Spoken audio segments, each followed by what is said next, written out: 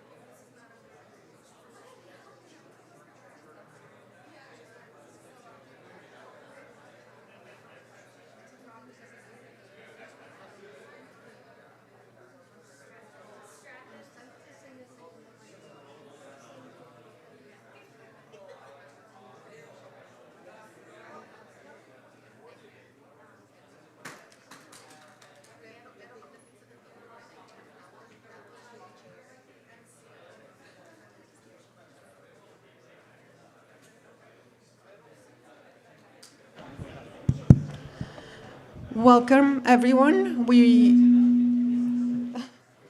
would like to invite people to take their seats. We'll begin in a couple of minutes.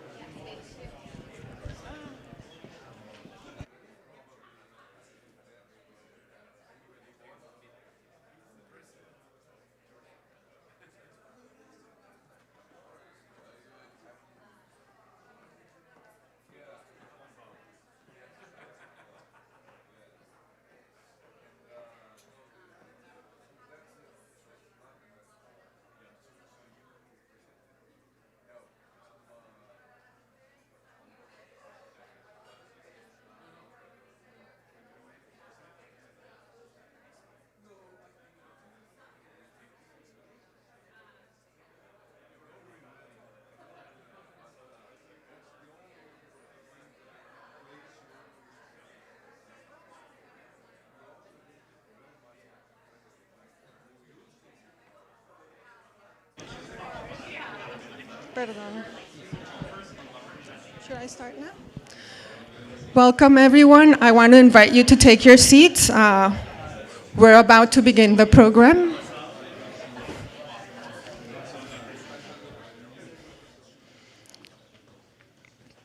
Thank you.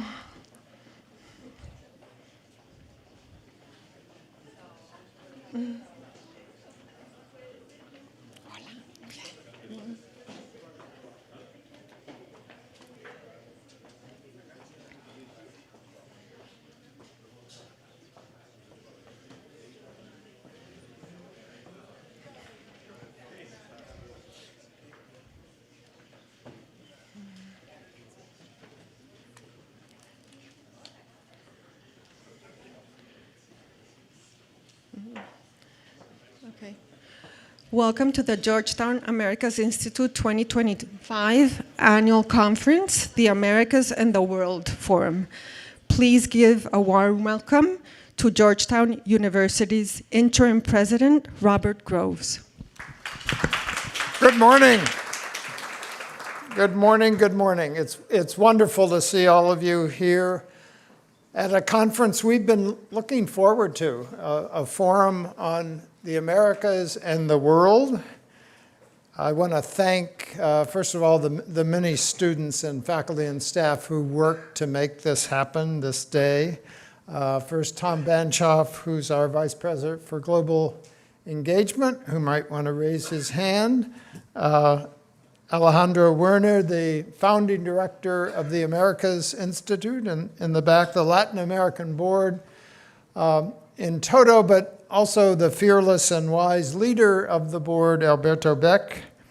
And there are a ton of student volunteers who make something like this happen at Georgetown, so we thank them. And we also thank the sponsors of the Institute's podcasts, Y Esto No Es Todo, for the support of that podcast and the magnification of the impact of the Institute through the podcast.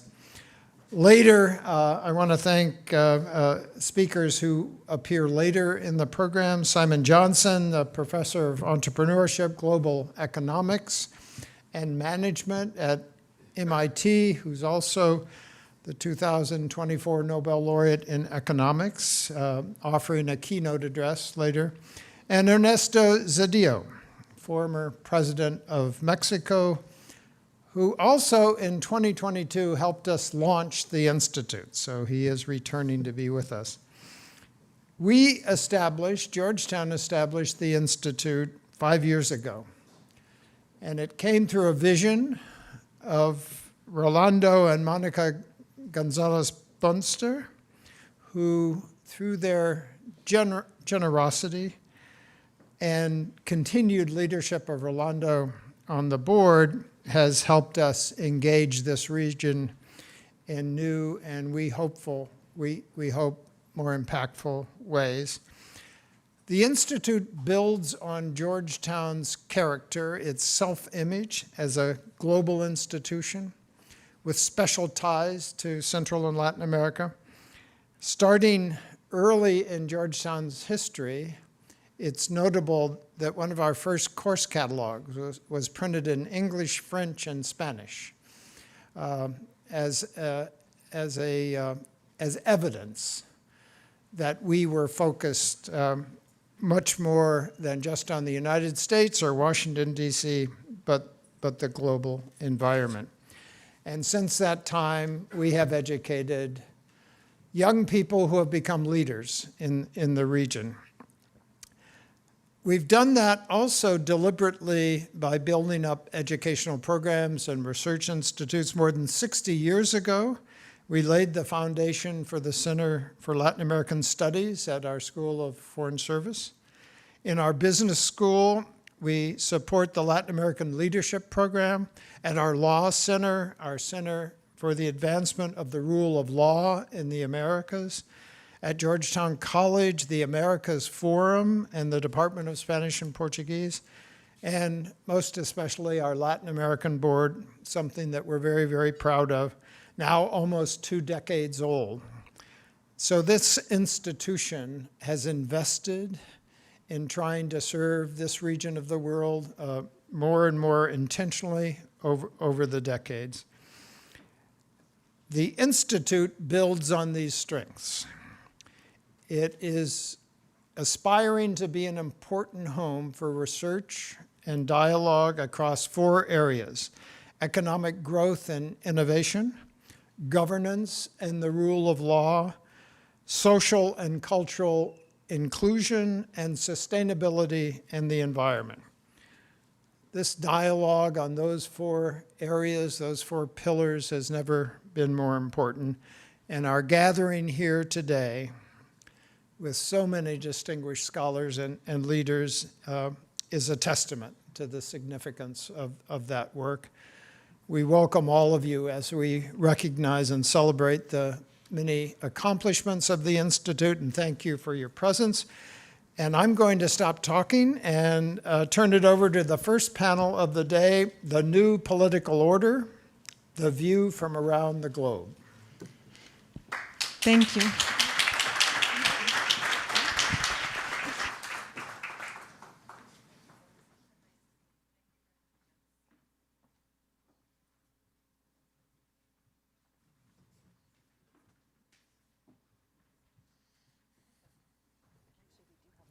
For introductions, I just found out, so 10 minutes is fine. Go ahead, yes. Hi, how are you? Good Very to nice see to you. see you. Thank you for being here. Welcome, gentlemen. Hello, good morning, everyone. How are you? Excellent. My name is Amna Nawaz. I'm co-anchor of the PBS NewsHour. I'm delighted to be here with all of you. Thank you so much, Interim President Groves, for that lovely introduction. And thank you to our esteemed panelists as well.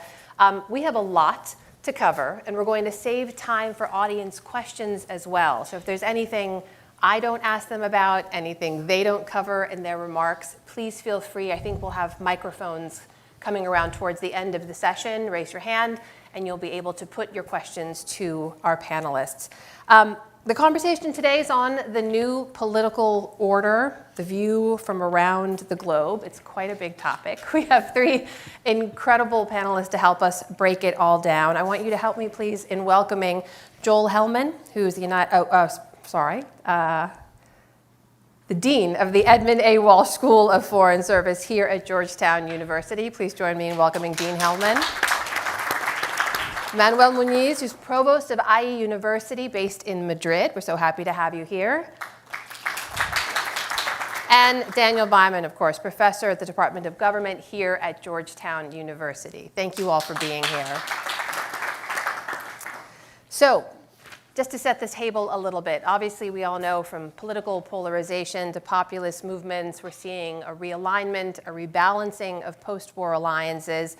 It's clear that we live in a world in flux, a time of political disruption, great power competition, and the uncertainty of our time, I think, seems to be a defining feature.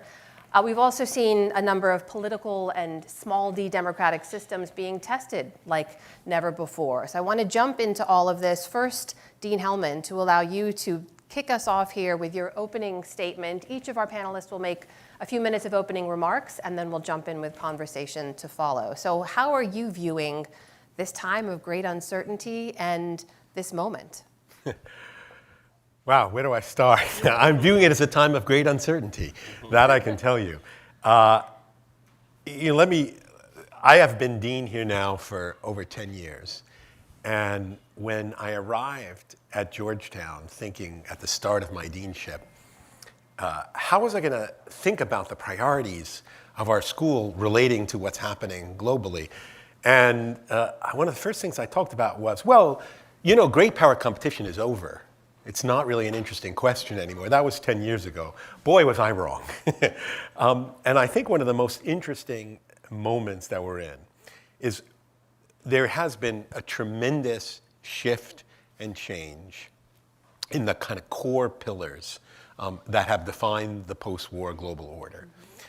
America's role in the world is changing, both in terms of its economic and political power, its willingness and commitment to traditional alliances, and its relationship to core competitors.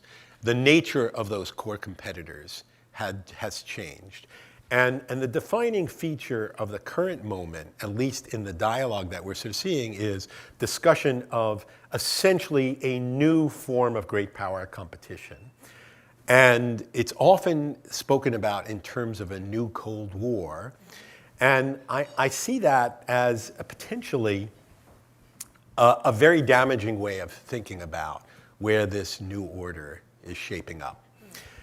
The way I see Cold War and the new Cold War rhetoric, I see it like a pair of sort of slippers that was in the back of your closet that you rediscovered after many, many years, and you put them back on and goes, I remember how comfortable these slippers were. I remember how easy it was to see the world in terms of a significant degree of a block-oriented competition between two systems, and I use the word systems very decidedly, two different political systems, different economic systems, different ideological systems that are competing with each other. That was the way we were comfortable viewing the world during the Cold War period.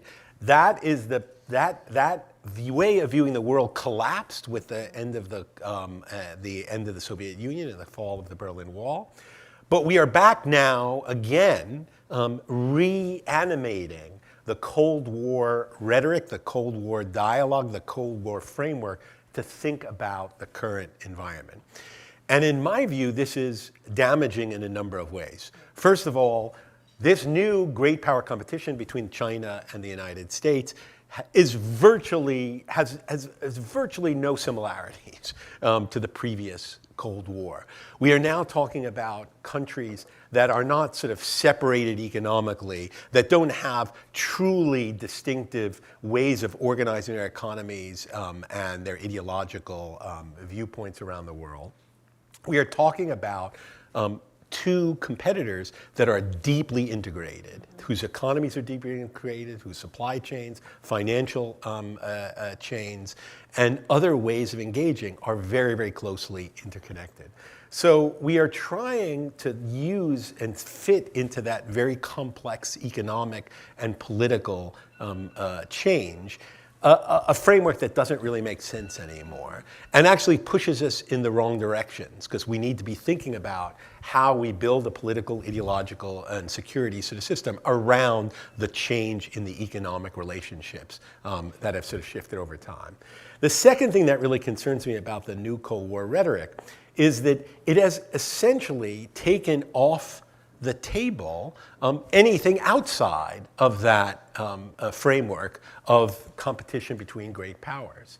And what concerns me most, and this is very relevant to what we're discussing here today, is that if you look at the dialogue happening politically, if you look at what's being reported on in the newspapers, what's being discussed, outside of the great power competition, whether it's US-China competition, whether it's wars with our former powers and Russia's invasion in Ukraine and how that's impacting, whether it's great power competition in the Middle East, everything else, development, multilateralism, these things have kind of fallen off the radar screen in our dialogue, so that policies towards Latin America, for example, policies towards Africa, policies towards South Asia, they really no longer seem to be in the front burner of our thinking about America and America's view in the world.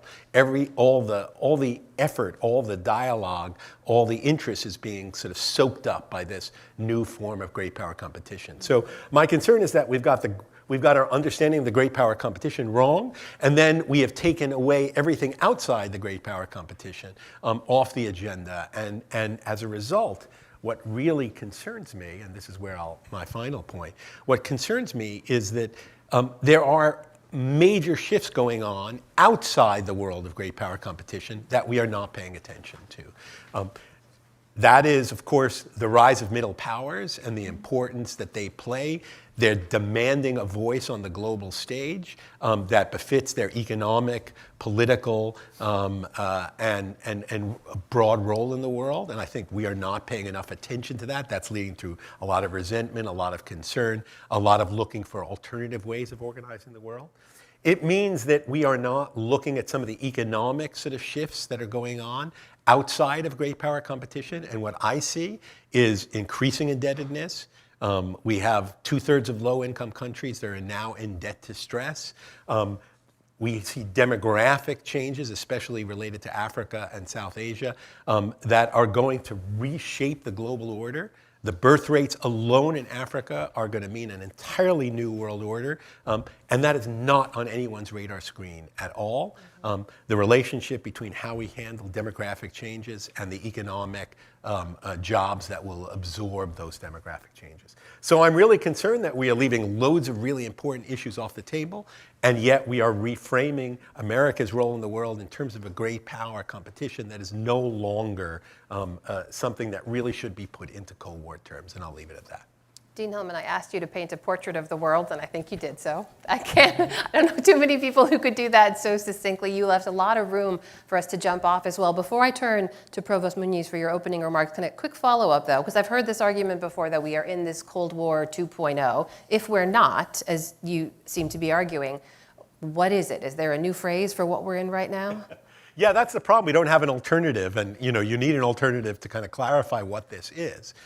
Look, the most important reason why the Cold War 2.0 rhetoric is not helpful, and in fact, in fact, even damaging, is that the former Cold War was not based on an economically integrated global system. Ideological. Yeah. It was ideological. It was security. It was political. Right. Yes, there are ideological differences. Yes, there are political differences, undoubtedly.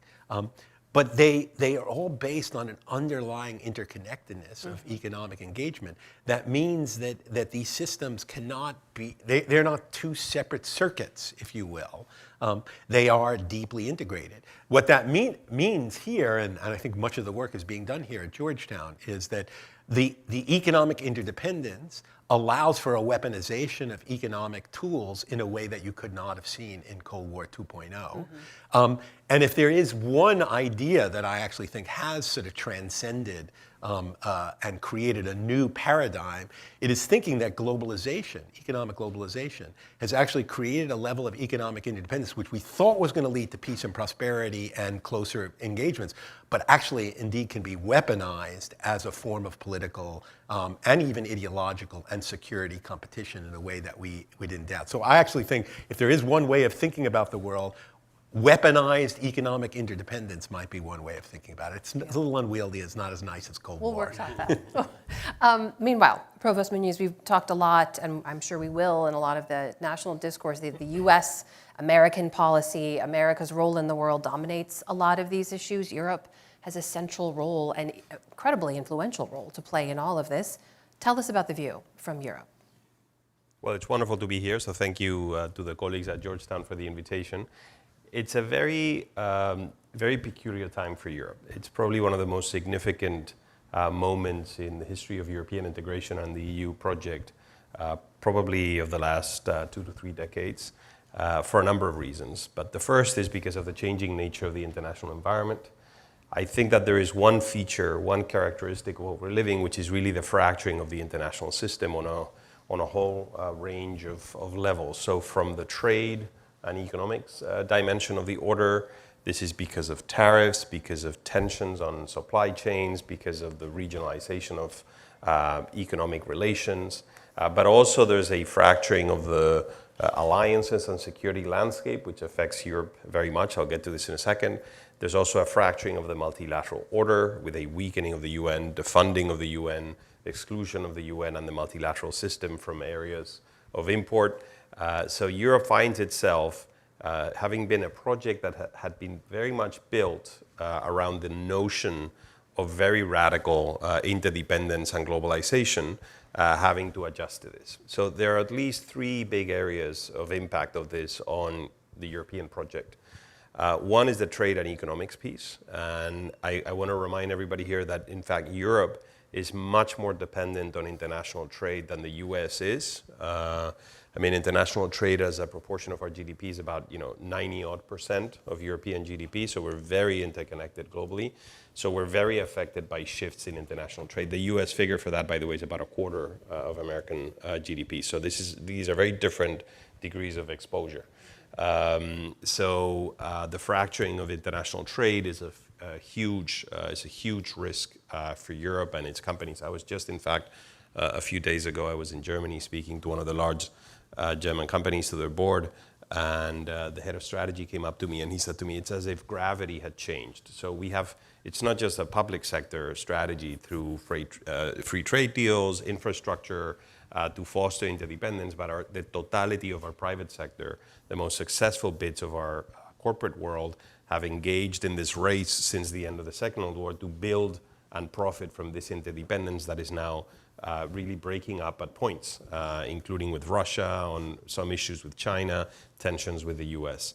There is another economic challenge, by the way, which is very specific to Europe, and I'll finish the economy point on this, which is we seem to be underperforming the US when it comes to productivity growth and to investment and growth in frontier sectors, particularly the tech space. So since the late 1990s to today, a huge gap has emerged in productivity across the two economies. So we used to be roughly as productive measured in output per hours of work. And now there's a difference of 20, 30 percentage points in productivity, which is very significant for Europe moving forward. Now, these questions of trade and economics, they highlight what I think is going to be the big dilemma for Europe moving forward, which is the other idea that I wanted to share with you guys, which is this fracturing across all dimensions, but very significantly in the economics piece, will force Europe to decide on two paths. One is to further integrate, to perfect the European single market, which is, of course, Mario Draghi's and Enrico Letta, a friend of this institution. It's their core message in two big reports that were produced recently on one, the future of European competitiveness, and the other, the future of the single market. And by the way, Draghi has put figures on these things. So he published a very relevant piece in the FT about under a year ago, titled "Forget the U.S." And his argument was, we're obsessed about the tariffs and the trade policy that the U.S. thrusts upon Europe, but we're blind to our own inefficiencies. And he assessed that, in fact, imperfections in the European single market equate to tariffs to the trade of goods within the EU equivalent to 40-odd%, and over 100% in the services space. So if we ironed out these inefficiencies within Europe, our internal market would be much larger. Enrico Letta has actually now outlined 3 or 4 key sectors on energy, telecommunications, financial markets, where we could deepen European integration without even needing to tweak our treaty structures. I mean, there's space if we set the right agenda. Okay. The second area is security and defense. And here again, we also see this fracturing, which for Europe takes the form of American departure from the provision of security in Europe. And I don't want to mince words. I think this is what we're witnessing. We're witnessing, by the way, this has been a long time coming, so this is not unique to this administration. This administration is just more adamant. And I think in the next few months, we will witness, maybe the colleagues have something to say about this, but I think we will witness the actual withdrawal of US forces from Europe, particularly the most forward deployed forces that the US has. And this will reaffirm and confirm the message that has been coming out of the administration that Europe needs to take care of its own defense and security in its neighborhood. Now, I'm sure folks in the room understand, but this is a tectonic shift for Europe, because the reality is, since the end of the Second World War and since the end of the Cold War, Europeans have been enormously reliant on US security commitments to Europe, particularly Article 5 commitments of NATO, which have basically forced the US to provide for continental defense of Europe. Some of us, I did some of my work, my early academic work on European security and defense. One of the reasons why Europe has not fully integrated in this field, it's one of the least integrated fields of policy in Europe at the moment, is precisely because this overwhelming US presence undid the incentives to integrate. Okay? By the way, integration is a very fancy word we use in Europe to say giving up sovereignty. Okay? So giving up sovereignty is very painful, and states don't do it very willingly unless they feel the cost of non-integration. Now, US withdrawal will elevate the cost of non-integration. It will become very evident when we begin to fail at the provision of security on the edges of the European order, whether it's North Africa or the East with Russia or the Arctic and other new spaces.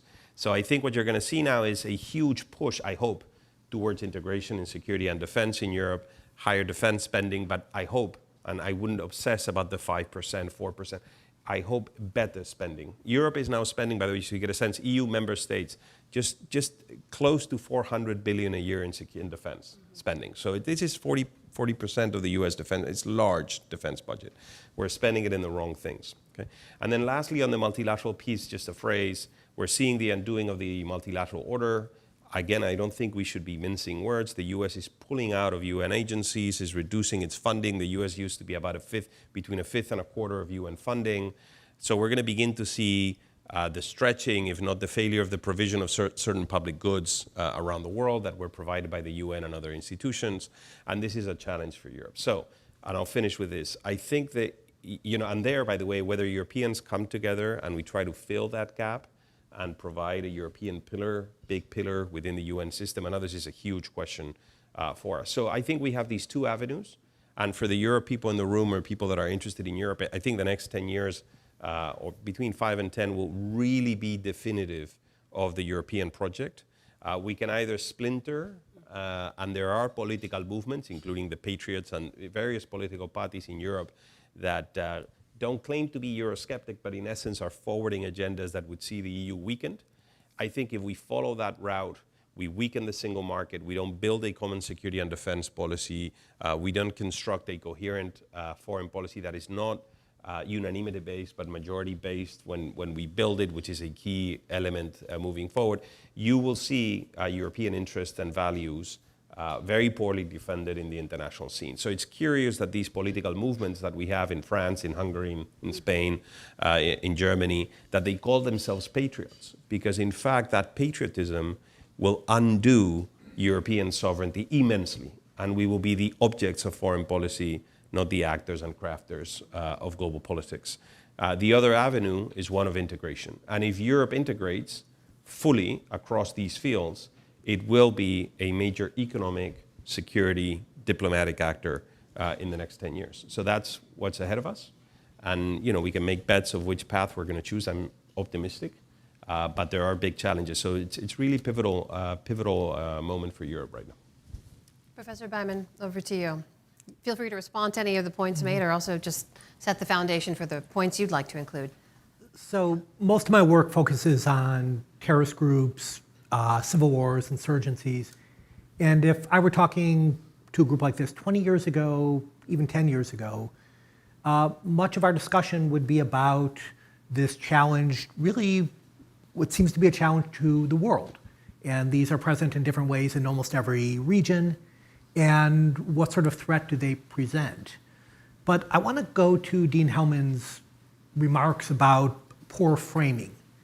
Right now we're seeing struggles in the name of counterterrorism that are very focused on Latin America. We're seeing this with, of course, Venezuela. We're seeing this with Mexico, where the terrorist framing is used, but doesn't actually fit. And part of this problem is that the United States now uses counterterrorism as a way of political signaling at home. So if you're treating something very seriously, if you're treating it as tough, the terrorism framework fits that very nicely. And a lot of what I believe we're seeing are statements by senior administration officials, the president himself, as a way of saying that the United States is getting tough on whether it's immigration or getting tough on narcotics trafficking by using a counterterrorism framework. And this doesn't work, however, in this context. And I should be clear, I do believe the US counterterrorism approach had many problems, but also many successes. And groups like Al-Qaeda and the Islamic State, which were very, very serious, are much lesser threats from an American point of view than they were in their heyday. And a lot of that is due to US counterterrorism efforts. But when we start to apply this more broadly outside of a fairly narrow terrorism framework, it starts to fall apart. And one of the big questions really revolves, let's be blunt, around killing people. And is it effective when you're going after organizations involved in narcotics trafficking? And for the most part, at least in the Americas context, the answer seems not only a very strong no, but that it's likely to backfire. And part of this is because of the nature of these organizations, where they are highly specialized, and the shift from killing leaders, which decentralizes groups, forces decision-making down, actually often makes them more efficient. And so what we've seen in the last 10 years is a remarkable degree of specialization in the international narcotics trafficking world, where we are seeing far more small groups that focus on, often just moving a product from point A to point B, one particular aspect of the drug refinement process. And therefore, killing a few key individuals or even large number of individuals actually doesn't work in terms of its impact on these organizations. But what makes it even more dangerous is, to me, the negative effects that come with it.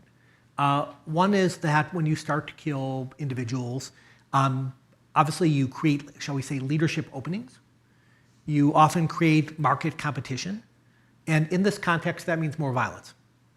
And so we're going to see more violence, especially at a local level, in response to this. Another issue is that you're likely to see the death of innocent people. Now, this was always true from a counterterrorism point of view. And this is a very, I'll say, troubling and tricky issue. For those of you who followed the Gaza war, but who also followed the Afghanistan war and the Iraq war, you know that all people are not created equal. Right? That there's a tremendously different sort of attention given to human life depending on where you live in the world. And there were large numbers of people who died in Afghanistan and large numbers of people who died in Iraq.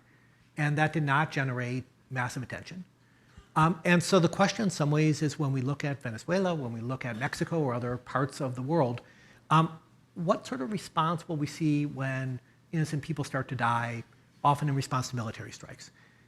In Mexico in particular, the closeness of the United States and Mexico, the large number of dual nationals, the incredible family connections, to me, make it likely that we are going to see a strong response in the United States if things start to get somewhat bloody in Mexico. Another issue is the possibility, at least, of a nationalist backlash.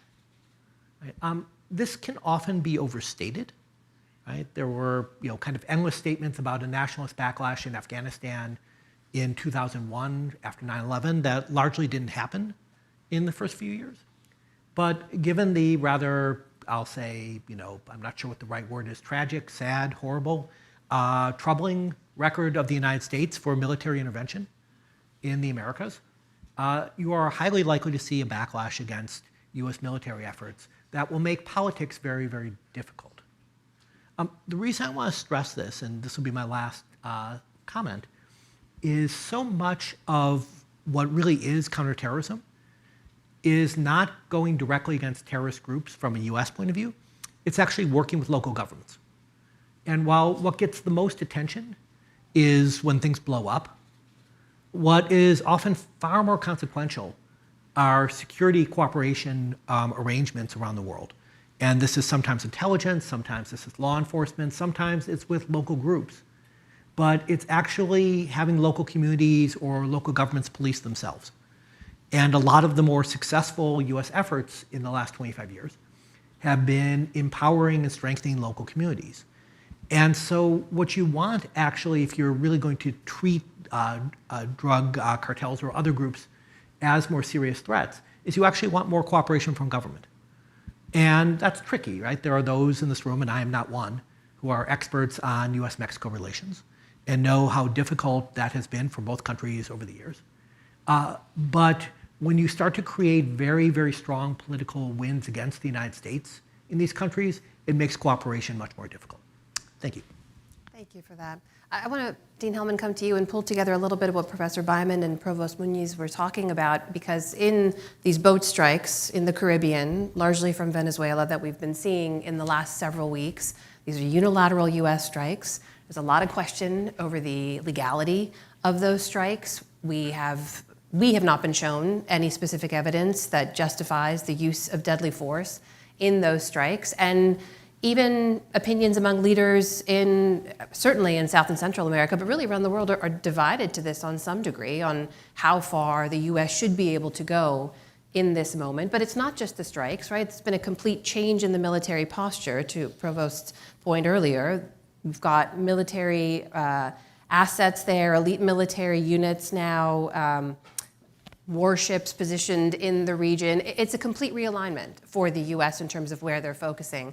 How do you look at the US justification of those strikes, the purpose of those strikes? If it's counter-narcotics, counter-terrorism, the question then becomes, why isn't the US carrying out strikes across the border in Mexico, for example? A lot of reasons behind all of this, but how do you view that and the purpose behind those strikes?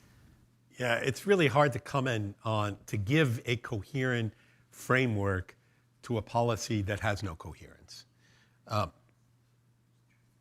What this administration in particular is doing, I think what all of the comments that were suggested here suggest kind of there were long-term shifts that have been going on. They have been exacerbated by this administration. But these things were happening before this administration. The kinds of things that you mentioned are really kind of specific and unique to this particular administration and the way it handles and engages in foreign affairs. I think first you have to understand that the policy-making process for foreign policy in the United States has essentially disintegrated. A National Security Council that brings together considered policy options to be discussed in an interagency process that brings coherent options to the president after sort of a significant vetting from all different sort of areas of government. That process is largely stopped. It's remarkable to think about it. It is probably one of the most significant changes that we have sort of seen in America in decades. And so there is no kind of coherent policy process that's generating these actions. What's generating these actions, and I think Dan had mentioned before, they are largely directed towards internal audiences, not towards an understanding of balance of power and other issues on the international stage. They are essentially they are generated by personal preferences and personal who spoke to the president last, and who's on the agenda of his meetings in the White House, and so it is very, very difficult to see any coherence to these strikes, except the one kind of consistent and coherent thing is it is put through the prism of how this is going to play for domestic political constituencies. As a result, the implications it has for our alliances, the implications it has for security and actually enhancing or weakening our security are, I don't even think, considered in the process.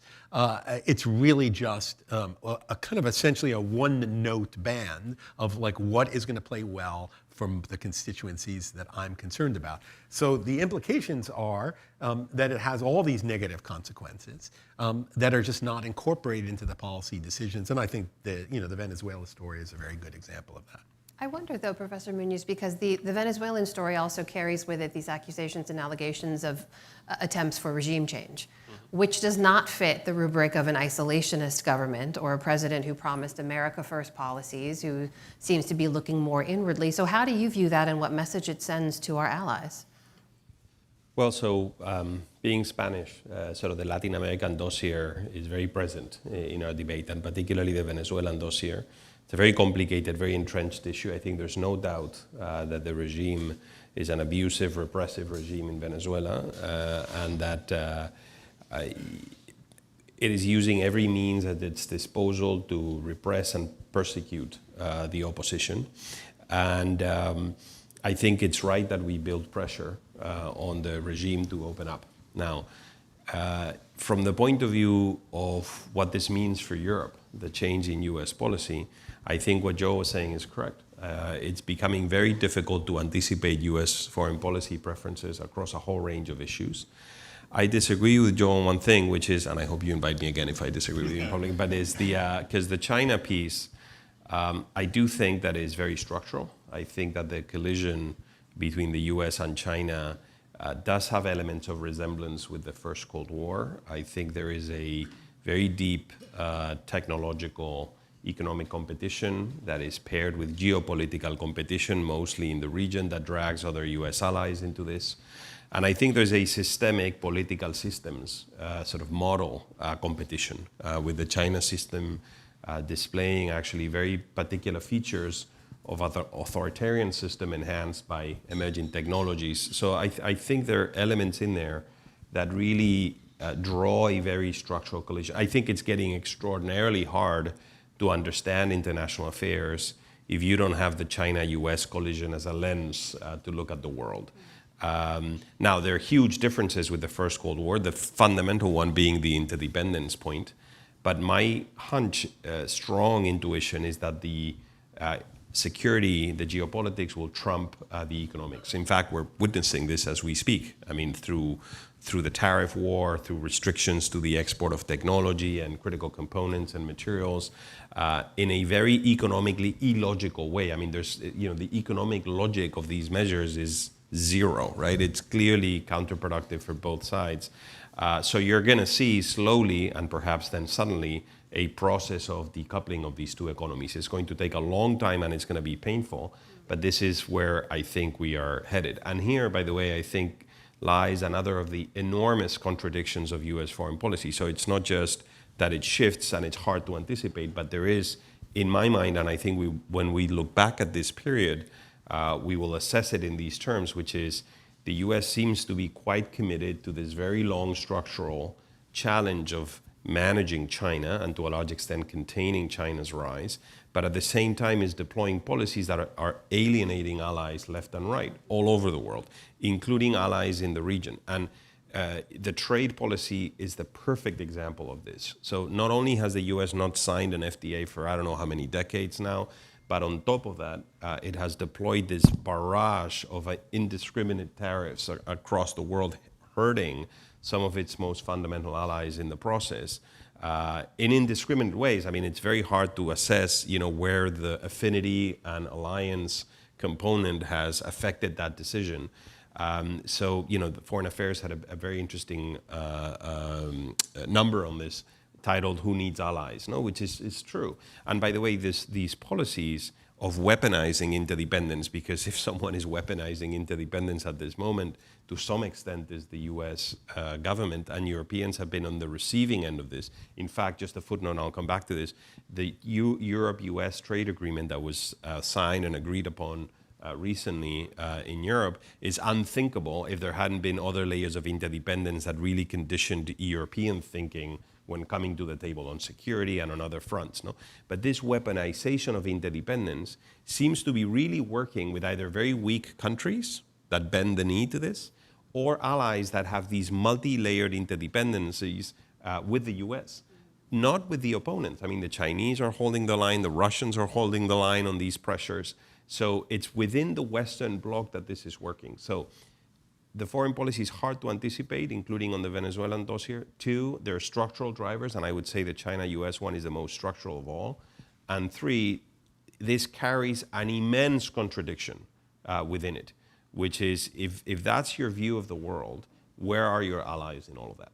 And I don't see that in the policy. Just to follow briefly on the military security front, obviously the stakes are highest right now because of the threat Russia poses in Ukraine and to the rest of Europe. But it's also true that the European security guarantee alone has never been enough to contain Russia or constrain its ambitions.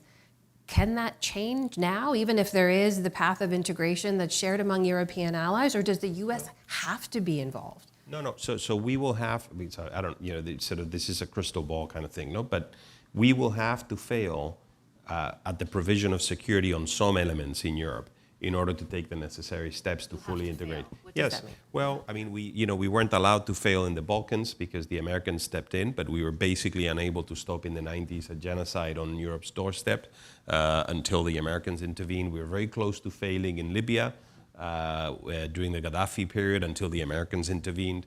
So we haven't been allowed to fail. I mean, this is, I'm not sure how self-serving this is a comment coming from a European, but I tell you, this policy, and I agree with the Trump administration on this, this policy of putting pressure on the Europeans and then actually withdrawing and forcing the Europeans to take over part of the provision of their security, I think will produce European security and defense integration.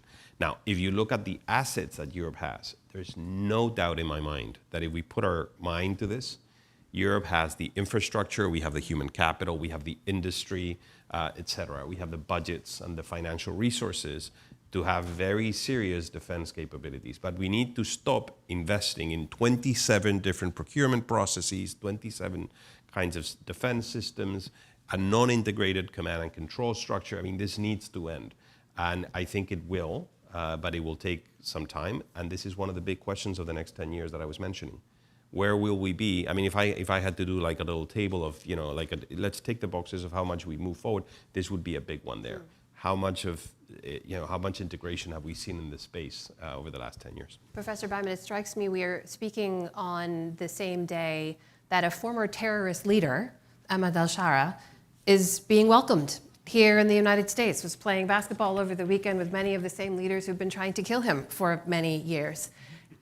And Dean Hellman mentioned sort of the rise of middle powers as well. I know your focus is much more on non-state actors, but in this moment of the undermining of the post-war alliance, the undermining of multilateralism, new alliances forming and breaking based on some of the leverage, economic leverage that the Trump administration's been doling out around the world. Where's the potential for non-state actors, for those middle powers, to exert themselves in new ways?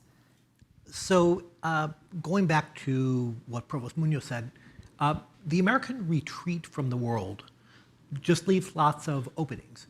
And some of these are on a broad stage, right? Whether it's European integration or questions, I was in Japan recently and they're stepping up cooperation with the Philippines on security issues, which is a huge step for the Japanese. So sometimes it's these dominant regional security issues, but often it's much more local. And there's tremendous opportunity for middle powers to do so. And a region I pay quite close attention to, we see this constantly now in the Middle East, where we have numerous powers, Israel, Turkey, the United Arab Emirates, among others, that are regularly intervening in different conflicts in the area, whether that is Sudan or Libya, or of course various Israeli attacks on, I want to say 7 different parts of the Middle East in the last 3 years. So the middle powers are much more able to define their own security agendas. Whether you think this is good or bad is going to depend on your view, I think, of particular countries and particular regions. But it's a fundamental change, right? Where China doesn't really do alliances, right? They have relationships, but they don't have the kind of strong alliances that are going to lead them to impose their will far from their shore, outside very narrow areas, at least for right now. And the United States is actively and aggressively moving away from this. So I think we're seeing a relatively new era where middle powers have much more freedom. But the caveat is the United States is somewhat of a chaos actor. Right? So going to Dean Hellman's point about a lack of process, right? Where it's actually quite unclear to me what is going to come out of the White House in a given week. Right? And sometimes it's something I agree with. I actually think the U.S. support for the Shara government in Syria is a sensible gamble. I would stress the word gamble, and I think there are problems with the regime, but it's worth trying to do this. But frequently, it's something utterly bizarre or surprising. 5 different U.S. administrations have worked extremely hard to cultivate India. And China was doing a fantastic job driving India into America's arms. And in a couple weeks of incoherence, we may have ruined that, right? I mean, decades of work. So I think that one of the challenges is going to be not just U.S. policies, but the unpredictability of the United States as an actor, where we can pursue policies that are inherently contradictory at the same time. Dean Hellman, there's this very real criticism of the U.S. policy that we've heard. It's chaotic. You don't know what to expect week to week. But also long term. I mean, a lot of this uncertainty around where the U.S. would act or what they would do goes well before this Trump administration, well before even the first Trump administration. It's been this criticism that the U.S. will act in military or security interests in nations around the world, particularly in the global south, but not invest in them. These aren't long-term relationships, and they'll pick up and leave when they need to. And what we've seen in the last 15, 20 years is China filling that void, showing up in places where there aren't necessarily alliances to be built, but across Africa, across Latin America, across even the Middle East, I've heard anecdotally from a number of sources, they are investing in infrastructure. They are building long-term. There is an exertion of a different kind of economic soft power. Has that been a strategic mistake for the U.S. over these last, did that help get us where we are today? And does it further weaken the U.S. ability to lead on the global stage in the future? Oh, I think it's been a tremendous strategic mistake on the part of the U.S., and that it predates the Trump era. And it goes back to something we were talking a little bit about earlier, which is that America fundamentally believed with the collapse of the Cold War, the first Cold War, with the collapse of the Berlin Wall, the collapse of the Soviet Union, that America had an unchallenged hegemony, and that in that unchallenged hegemony, it could take whatever actions that it thought was beneficial to the United States. It could ignore the rise of middle powers who were demanding a greater voice in multilateral affairs. And one of the reasons for the weakening of multilateralism, with Manuel I completely agree with, is because the U.S. was not ready, and I think the Europeans to some extent in this as well, were not ready to open up the multilateral system to recognize the change in the structure of power, economic power, political power, and voice that had occurred over the last 50 years. And we're not in the Bretton Woods era anymore, and America was just not ready to accept that. Similarly, America thought that its power around the world was unchallenged because everyone was transitioning towards an American-centric way of seeing the global economy. And in this framing, and which I fundamentally have more problems with, this sort of framing of it's democracy versus autocracies, and that's the new form of competition. And democracies will ultimately sort of have the sway because it's a system that is more attractive to individuals and gives them more freedom. And I think in that view, it ignored all the points that you mentioned of how China was using its transactional diplomacy in a very different way. I agree with Dan also that China doesn't really build alliances. China engages in transactions. But the sum total of that transactions was it was pulling more and more people away from a notion that there is just one dominant player in the world. So I think America has just been kind of asleep at the wheel. Part of it was maybe it was asleep in the wheel because it was drunk on its own power, to mix metaphors. But it really just did believe that it didn't need to do the hard work of building alliances with the middle powers. It didn't need to do the work of continuing to strengthen our alliances with our core allies. And it didn't really need to do the work of competition around the world with China, which was investing billions in the kinds of infrastructure that countries wanted and asked for, even at the price for those countries of losing sovereignty. So I think America's lost a lot of that, the dynamism and momentum, and has only woken up to the fact now that it's a very, very different world, a very, very different structure of power, and a very different structure of competition, and it needs to adjust. And this administration doesn't see the world in that systemic way. It's just gut reaction to individual things and not a strategic reaction to how the world has changed. But just to follow on the autocracy-democracy debate, because we do hear that a lot now as well, that this is the current power struggle, and then the autocratic forces are actually ascendant, not just here, but around the world. Do you disagree with that framing right now? Well, I certainly agree that there is an increasing level of authoritarianism, and it is more and more countries are kind of moving in that direction. What I disagree with is this framing of the global order in terms of it's us Democrats versus those guys who are autocrats. Again, it goes back to the framing issue. We just like to think things in very simple terms. And that's a great story to tell. It's the Democrats are fighting the autocrats. We just had a talk here the other day with the former ambassador, U.S. ambassador to Russia, who just came out with a book called Autocrats versus Democrats. I just read it, which is why I'm asking. And it's like the whole world can be understood, and I think this was the great failure of the Biden administration's foreign policy, that framing the world in terms of a competition between political systems, Democrats versus autocrats. I don't believe that really jives with the economic interdependencies that have occurred in the world. I don't believe that it reflects the changing voice and influence around the world of different players.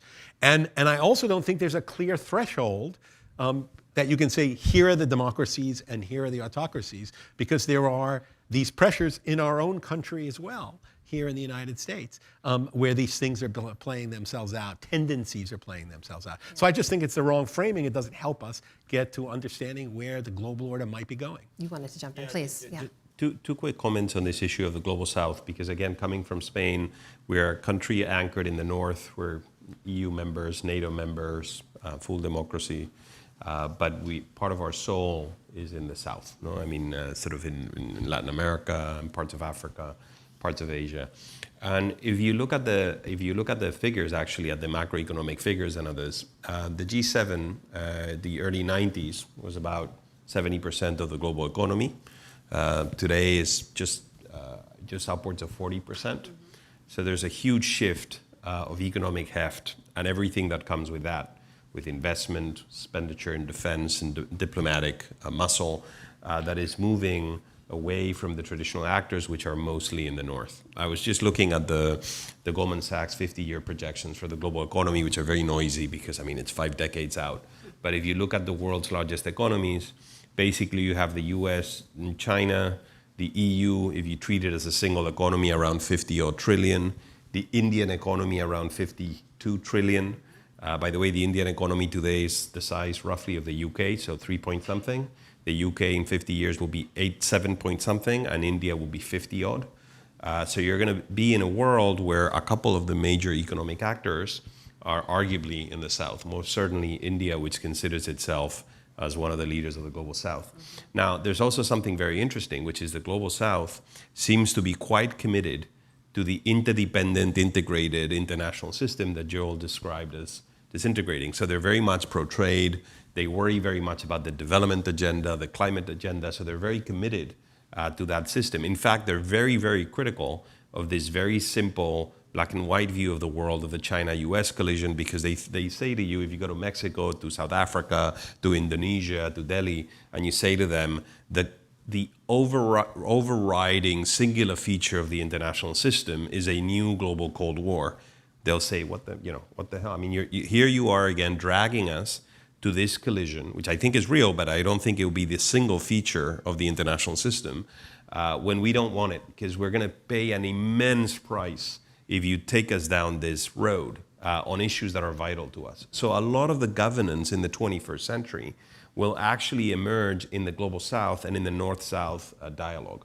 So if we are moving to a system, I think it'll be more fractured. It'll be highly conditioned by the US-China collision, but the global south will have a growing voice, maybe not as coherent as we would wish. And if you want to, see what that challenge of that looks like, look at the BRICS communiques, the BRICS summits and things like that are all over the place. But there is a voice emerging on this. On the democracy point, just a quick thing, also to reinforce something Joel said, it's not clear cut. I mean, this very simplistic view of the world, democracies, autocracies, misses completely the immense spectrum of grays that we have in political systems. But there is one feature, which is, I think this is the 16th or 17th year in a row of democratic regression globally. And what's typical, it's not for a country like Norway to become North Korea. I mean, what's typical is for this slippery slope of degrading of democratic institutions and imperfect democracies emerging in place of more perfect democratic systems. Now, this trend, if you ask me, is concerning because it takes us to a more illiberal equilibrium in the international system. So not only is the order fracturing internationally, attacking and putting at risk international liberal institutions like global trade, porous borders, cosmopolitanism, international law. I mean, these are all very liberal, sort of international projections of liberal values, but also traditional liberal in a very broad traditional sense, actors in the international system are becoming less so. So they're beginning to deploy foreign policies that are actually deeply liberal. I mean, a lot of the undoing of the international trading system is being done by the actors that built and sustained the international trading architecture. A lot of the undermining of the human rights regime, a lot of the undermining of the multilateral regime. So it's kind of fascinating that we're at this point in the international order where we have these two tendencies are converging. A much more fractured, less integrated, more liberal international system, and then these traditionally liberal and active actors that are becoming the undoers of the system. It's kind of fascinating. We don't know what the new equilibrium is going to look like, but I think it'll be less democratic, less liberal, less integrated, and we need to navigate that space. What's your take on this? The undoing of many of these same systems, the decline, the degradation of democratic ideals around the world. What does that mean for the non-state actors in particular, but also for the non-great powers? So this broader question to me of how the systems are changing. When I open the newspaper and get depressed about the state of America, I then go a little further into the newspaper and get depressed about the state of the world, right? That it is something much broader.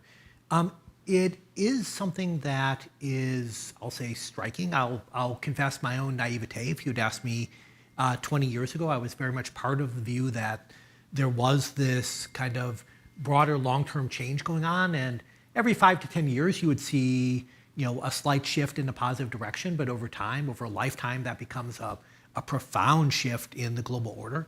And unfortunately, I'm much more pessimistic about that than I was before. But for most middle powers and small powers, they're often trying to grab onto resources that they can use not only to bolster their state, but to preserve their regime.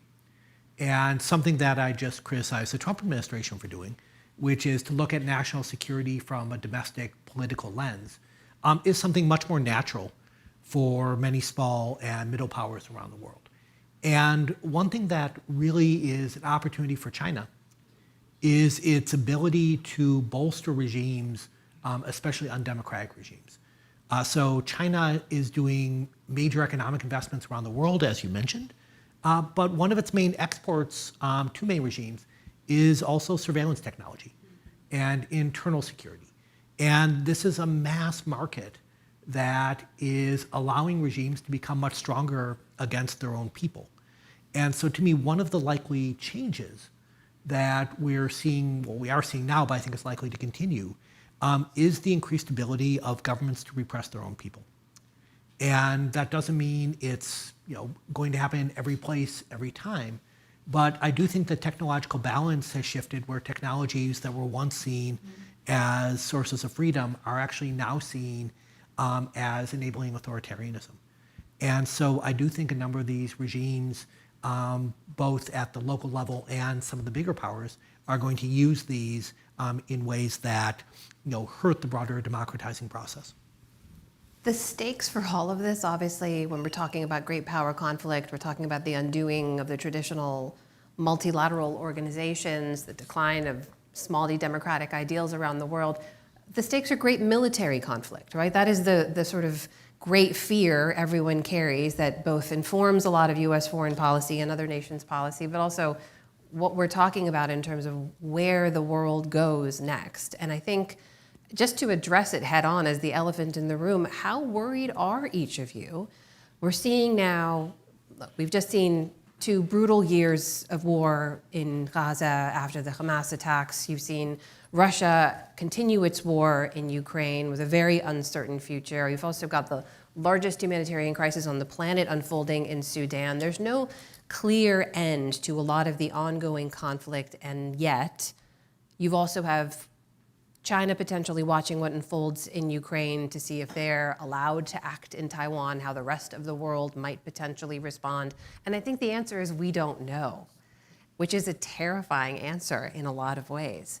So, Dean Hellman, how do you look at the potential for all of these new forces to spill over into some great military conflict, the likes of which we have not seen in decades? Well, yeah, to end on an optimistic note. Yeah. I'm very worried. Look, in a situation of great structural change in the global economy, in a situation in which there are new powers that are sort of seeking their rightful kind of place in the global order, at a time in which the level of certainty is radically reduced, creating just a lot of openness towards potential change, increasing the level of risk. And when you have a dominant player, the United States, still, because whatever changes that have occurred in the world order, America's capacity on the security front is still extraordinary. At a time in which many of the kind of core processes which were designed to prevent risk seem to have kind of collapsed. I worry very much that this is the kind of volatile tinder that creates possibilities for a serious conflict. I also worry that, and this goes back to an earlier point, the fact that we are focused so much on great power competition, we are not looking at the longer term risks associated with the demographic sort of shifts globally around the world that are leading to this tremendous youth bulge in Africa, tremendous youth bulge. This week, actually, Nigeria's births exceeded all of European Union's births, one country in Africa. So it is suggesting that the fact that we are seeing just a tremendous demographic bulge at a time of economic difficulty, indebtedness, lower investments in health education, less progress on sustainable development goals, means that we're also creating a tremendous amount of risk outside the great power framework, which, if it intersects with the great power competition, creates a lot of really worrying prospects. Just a reflection on this. So I agree with Joel and his assessment. So I think we're moving into an international environment that, as I was saying before, is more fractured, more volatile. So in fact, it is becoming more normal. I think we're going to look back at the past 30 years and realize how extraordinary they were in how much interdependence they produced, how much integration internationally they produced. They were also very extraordinary, and I think, by the way, we make a mistake in the IR, in the international relations field, to confuse the international order to some extent with a very singular moment in history when we had a unipolar world with a hegemonic actor, which was the US, on its economic size, its military size, its willingness to build, to underwrite, and to be constrained by an international system that it had created. And we're now beginning to understand what the implications are of that heft being eroded in relative terms. So, the size of the US economy compared to the global economy is contracting, power is moving to other places, and the US is clearly growingly unwilling to be constrained by that system that it created. So part of this disorder is linked to both a change in the structure of power and a change in US attitudes to the international system itself. So we're moving to this much more volatile space. Now, about a great conflict, I think what we will begin to see, and I think we're already seeing this, is a growing failure, challenge of provision of global public goods, like I said. So this is safety of sea lanes, implementation of international law in different places, peacekeeping. So you will begin to see instability in the edges of the system, the Sudans of the world, areas in the Middle East, in Central Asia, etc. That's where the noise will begin, and it'll be costly for others. I don't see in the short term major power competition, which would basically be in the Strait of Taiwan, and maybe some China-US. I mean, that's probably the most likely place, possibly in Eastern Europe. But I think that's. But you don't need to go all the way there to realize that the world is much more like the world before 1990 than the world between 1990 and right around the date of the beginning of the Russian invasion of Ukraine. So it's a more normal world, but for those of us sitting here who've been living for 30 years in this extraordinary international environment, it feels like a major change. Please. Just to briefly add one more element of volatility, the leadership of many of the major powers is much more personalized.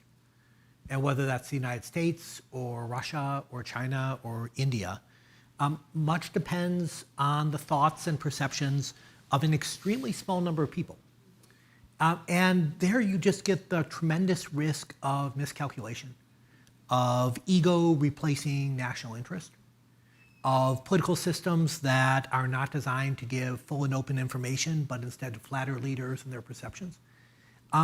What that means in any particular context is going to vary, but it increases the risk of conflict because often risks are less likely to be conveyed, and especially risks to ordinary people who are the ones who are likely to suffer physically as well as economically.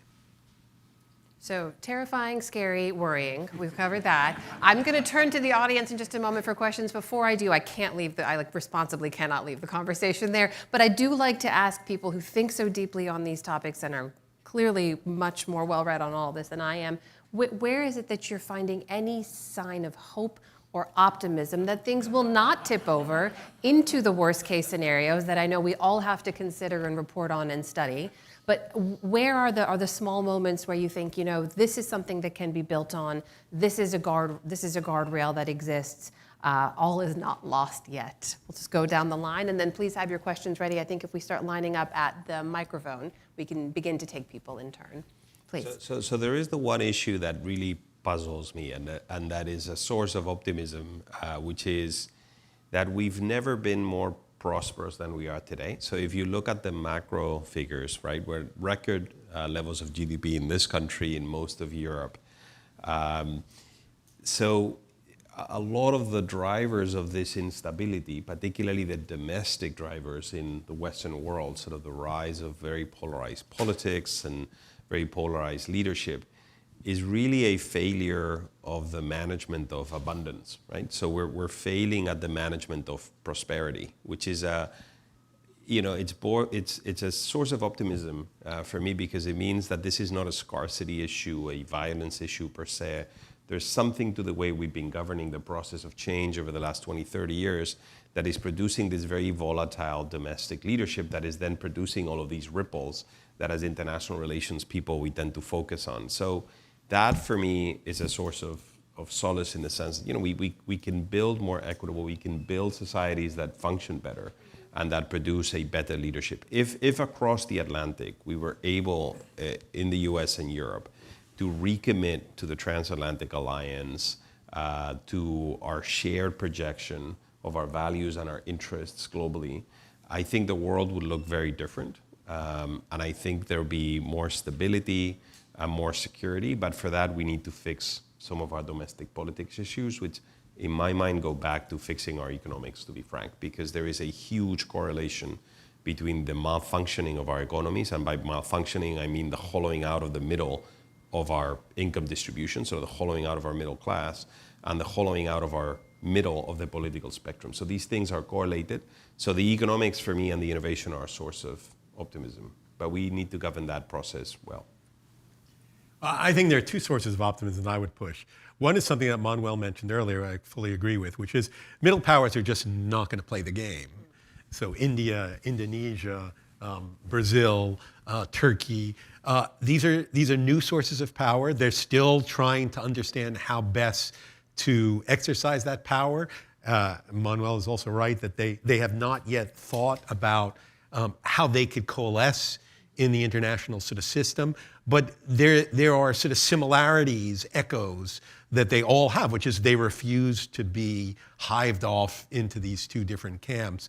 And I think they have a lot of power now, and they're learning how to exercise that power. And when they do learn to exercise that power and think about how they could unite on areas of common concern, then I think that could be a positive force. So that's one thing.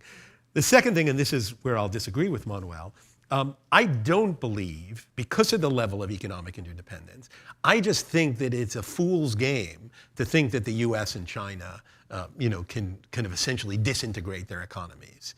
That just, it's politicians talk about it, we talk about friendshoring, we talk about economic nationalism. I just think that we have got to a point where, yes, there is a weaponization element to this interdependence.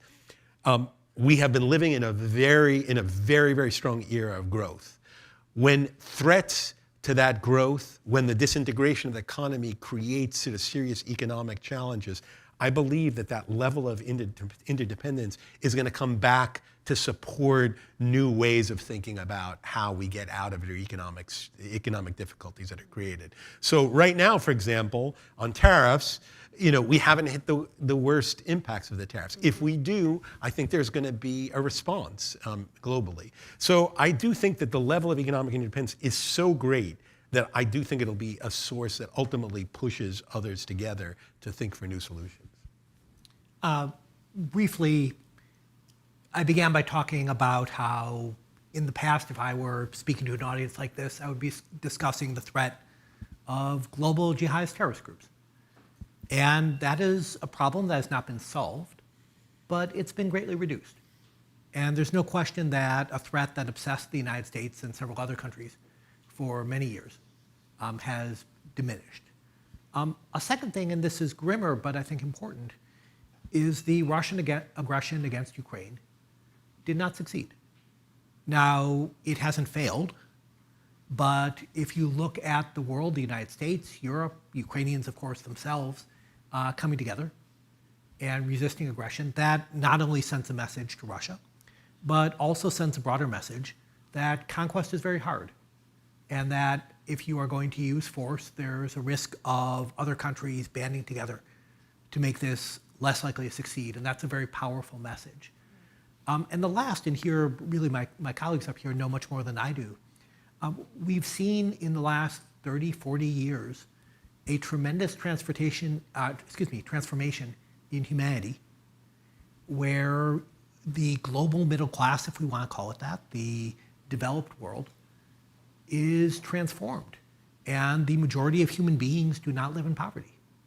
And that's a staggering accomplishment, right? And there's always a question of what we're going to look back on when we look at this era.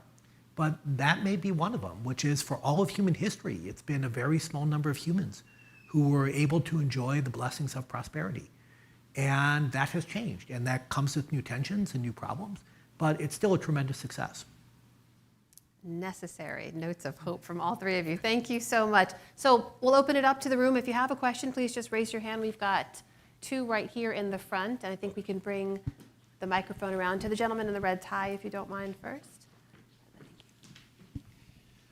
Yeah, Elcio Santana, I teach at class here.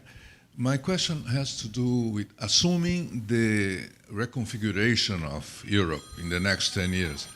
The question is how the relationship of the Europe with some other regions, what role could that play? For instance, if you look at Latin America, that's where you have the largest reserve of rare earth. Yes. On the other hand, that's where investments on green energy, for instance, are ready to be made if China doesn't take it over. So how do you see this, the reconfiguration, and how does that play with other regions? I believe that's a question for you. So, I mean, as a Spaniard, we have seen Latin America. We see Latin America as part of the West.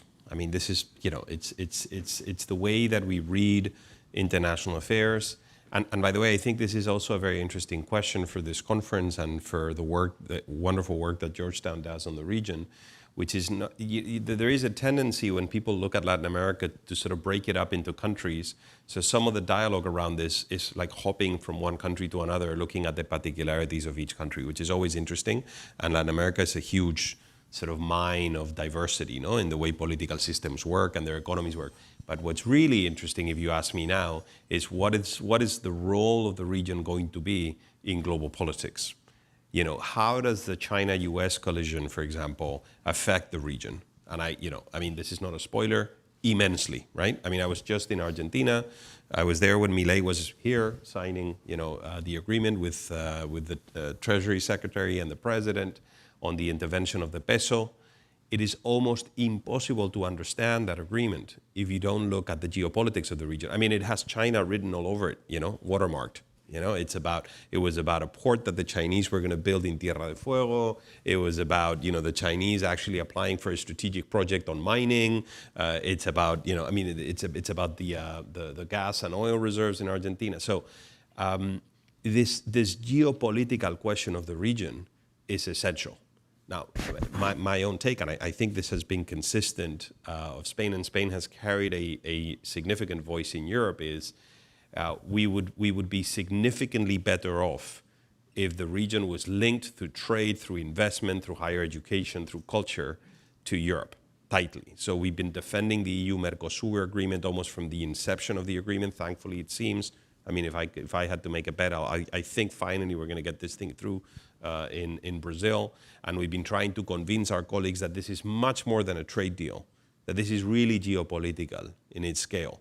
And we should have a list of significant agenda items on the international agenda that we deal with Latin America as a bloc as much as we can on these. And trade is one, critical materials and component is another, international security and organized crime is clearly another. International business is another big topic. I mean, all of these, multilateralism and some of the issues on the multilateral agenda should be another.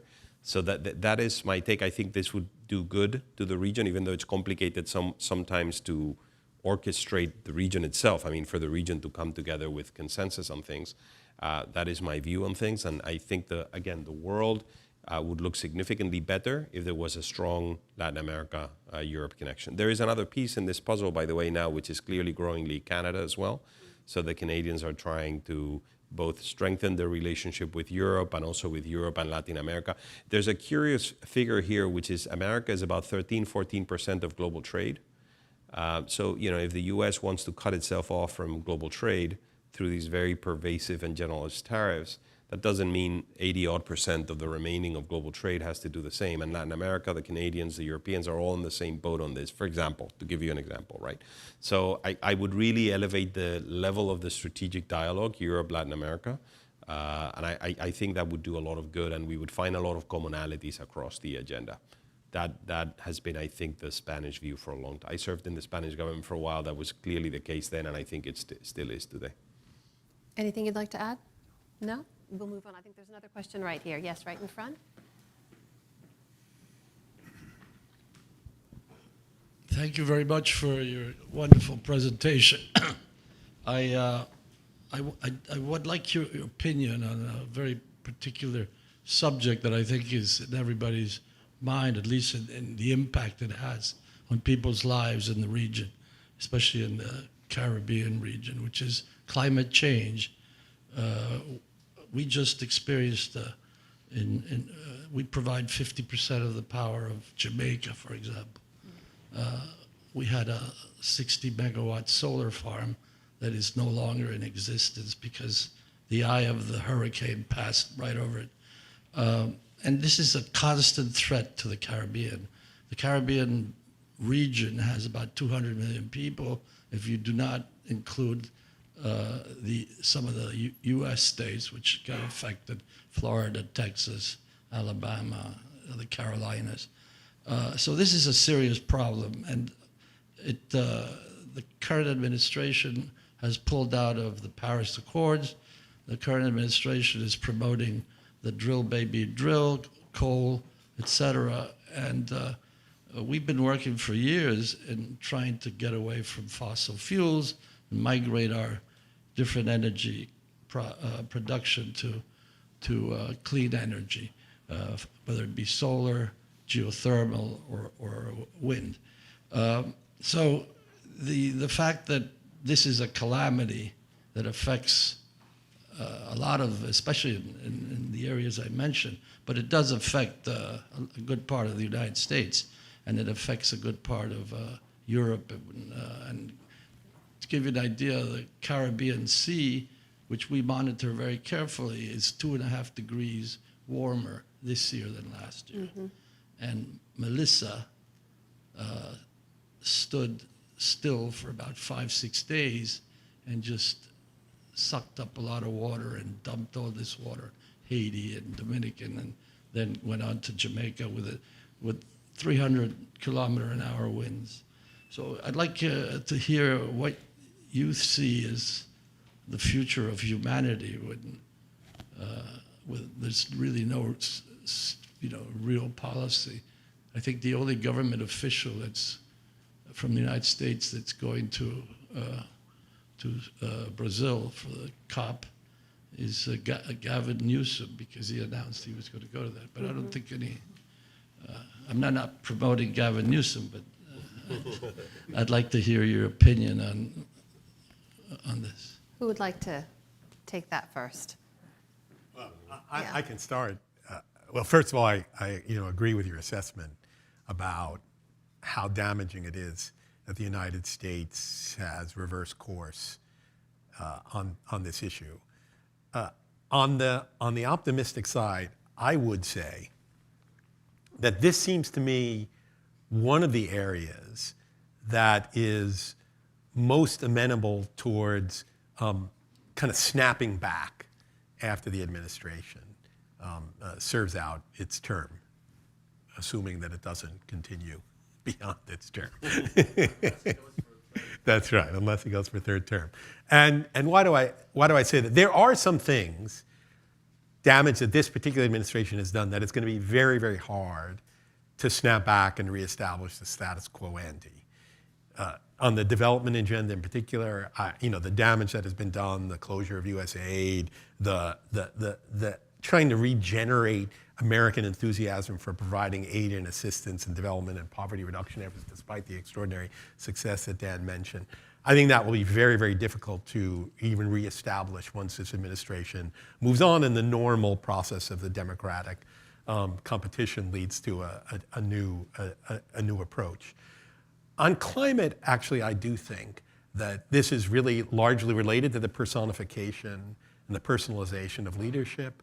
The strange way in which Trump has been able to, kind of create and reimagine the Republican Party, which I think is very related to him and his personal viewpoints. And I think that the continuing damage that these events are going to cause, the overwhelming scientific evidence and as much disinformation as you want to throw to it, means that this is one area, I think, where when the administration changes, I would not be surprised to see a kind of sharp shift in American policy, which I hope will then begin to address it. We still lost out on critical years, there's no question about it. And the credibility of the US as an actor will always be now questioned because that strain is there. But I do think it's probably more susceptible to sort of pushback and change when the administration changes. I hope. I really worry that, if you look at how politics has evolved in a lot of the Western countries over the last 20, 30 years, this process that I was mentioning before of the hollowing of the middle of our political spectrum is actually quite consistent. In the US, it's very marked. I don't know if you guys have seen, so Pew has been running polls on the ideological preferences of American voters across both political parties, and they grade themselves from 0 to 10, 5 being sort of in the center of the political spectrum. And these curves of Republicans and Democrats used to overlap quite significantly in the sort of 4, 5, 6 area. And then they had tails on both extremes. But these curves have been moving, and they barely overlap now. So the center is actually quite weak. And a lot of the elections are not played, they're not decided in the center. And this also shows in bipartisan legislative initiatives in Congress and others. This is not unique to the US. This has happened in France and in Spain and in many other places. I link this very directly to the erosion of our middle class. I think it's very hard to sustain a deliberative, moderate, democratic system if you have people that are enormously precarious, that worry about the future and the future of their kids day in, day out. I think this really pushes the vote to the extremes. And I think one of the victims of that process is the climate change agenda and fight. And it is a victim because this is very elite driven in its assessment, in its scientific assessment, and in the policy implementation of this. And it's also very contingent on us engaging globally on these things. And the extremes are enormously suspicious of international engagement, so they're very unilateralist. They want to disengage from the international system. So I really focus most of my own work and writing on this on the disappearance of our middle of the spectrum, even though I think the climate change threat is maybe the most existential, because unless we address the underlying driver of this polarization in our countries, we are simply going to continue to produce a type of political leadership that will deprive us of the tools and the impetus to address the climate crisis. So I agree with Joel that the cost of this will be enormous, but the capacity of these extremes to undermine the agenda is great. I mean, this country is an example of this, but I mean, this is playing out in Europe across our electoral system. So I would bring back the focus. I know it's very tempting to look at the policy areas and try to address each of them in isolation. But I think the big feature of the last 20, 30 years in our politics is the rise of the extremes. And that rise will affect policy agenda across a whole range of topics. And if we don't address the underlying drivers, we're really going to be focused just on the ripples of this, trying to address the consequences and not the underlying drivers. I also worry that the policies of this administration in this country, some of them will be very pro-growth. I think they're very pro-growth on deregulation and on taxation, but I think they will exacerbate the crisis of the American middle class, which will produce the political pendulum to swing even more violently moving forward. And these technical, highly sophisticated issues that requires trust in elites, effective governance, effective international cooperation will be damaged in the process. And it's not just climate. I mean, it's climate, it's trade, there's a multilateralism writ large. Yeah. If I could just bring Professor Bynum in on this, one of the pieces of this not being that the issues live alone is the security aspect to climate risk and climate crises when they occur. I mean, I'm old enough to remember when the Joint Chiefs chairman would brief on global threats, and climate change was one of the biggest security risks facing America. Have we lost that thread of the conversation entirely? I think the answer actually is yes, we have lost that thread. I mean, and it's surprising in part because, just as one example, the climate change in the Arctic region is fundamentally transforming geopolitics, where you have Russia, Canada, China to a degree, all trying to increase influence as a result of tremendous change going on. This broader question of climate change, depending on what parts of the world you know and focus on, it's not a future question, it's a how long question. So for the Middle East, where I've spent a lot of my professional energy, the Middle East has been dealing with the effects of severe climate change for decades now. And it's fundamentally transforming demographics, it's changing economics. And to kind of bring together some of our earlier conversation, it's one of the costs of this broader change we're seeing in the world. There's no country in the world that is rich that does not use a lot of energy, right? Some use more than others, but they all use a lot. And that fundamental tension, there's a bit of good news in that market-oriented solutions have actually made tremendous progress, but we still haven't resolved the how do you get countries to act against their own immediate economic interest question, which is exceptionally difficult, right? And the US certainly has moved backward, but I don't see countries as largely having had success in this area. And the question going to the Caribbean or any other part of the world really is, if you think about what a potential equilibrium is in 20 years, how do you get societies to survive in that equilibrium when the global temperature is 2 or 3 or 4 degrees Celsius higher, when sea levels are higher, when you have desertification in many formerly fertile areas? And in some areas, governments will be competent and able to help their citizens mitigate this, but in a lot of areas, it's going to put tremendous stress on countries that are already under tremendous pressure. I think we probably have time for a couple more questions. Yes, sir? Yeah. Hi, I'm Eduardo Porter. I write a column for The Guardian. I wanted to press you a little bit about how Latin America should play this moment. I think the idea of a coordinated regional response seems to me unrealistic. You have very, very different interests, as you can see now. Mexico's 50% tariff on China kind of shows you where it feels it's going. But further south, I think that the question is much more alive. You pointed out that China was written all over the deal between the US and Argentina, but in a way, Argentina is hedging its bet. Argentina did not, as far as I understand, do away with the swap line it had with Beijing as a response to the $20 billion offered by the United States. China is still a bigger trading partner for Argentina than the United States is. And this is true of many Latin American. Yeah, there's more exports to China than there are to the United States. This is also true of Brazil. It's true of Chile, I believe. It's true of a variety of countries. And so for them, the question is actually very, very, very difficult, because the United States is going to ask them to take sides, and I expect that Beijing will ask them too. And so they're going to be trapped in this moment, and I don't know if this is an opportunity to play one side off the other, or if the stakes are too high and they will in fact have to choose.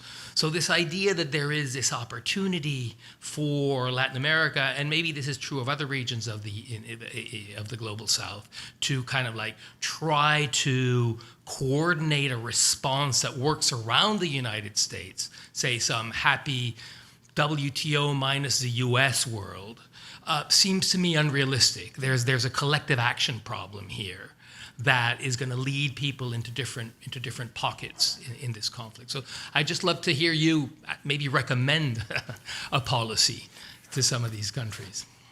Yeah, well, on the WTO, we've managed to bypass the blockage of the appellate body of the WTO with a parallel set of rules. So, there are moves in this direction. On the region, you're right to point out that it's very hard to come up with a coherent and consistent agenda on the foreign policy front for the region. So this is a challenge for Latin America. Now, the way I think that this is going to play out is the following. So on the economic front, China's presence is overwhelming. So you mentioned the figures for Argentina.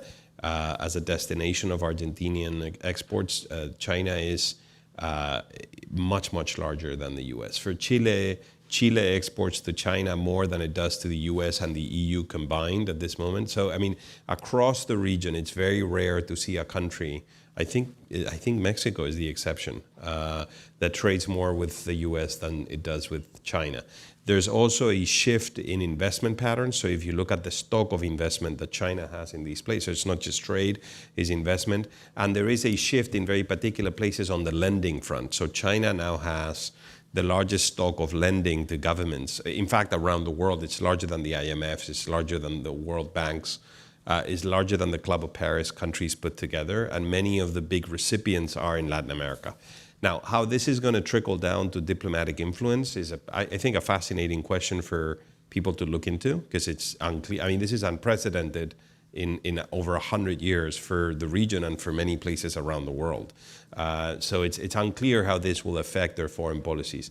What I would expect is that most countries are going to try to navigate this gray space of continuing to engage with the Chinese on trade and on investment and on infrastructure projects.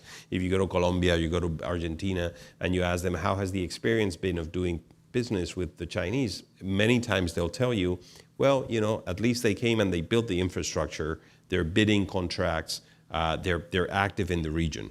I remember this very vividly when I was in government. I would get all of these folks from Latin America coming over from governments and also from multilateral financial institutions, the IDB and others, and they would say to us, look, you haven't come to a capital increase in I don't know how many years, your companies are not bidding for the rail network in Bogota or for this infrastructure here, and there's a Chinese bidding and getting these things done.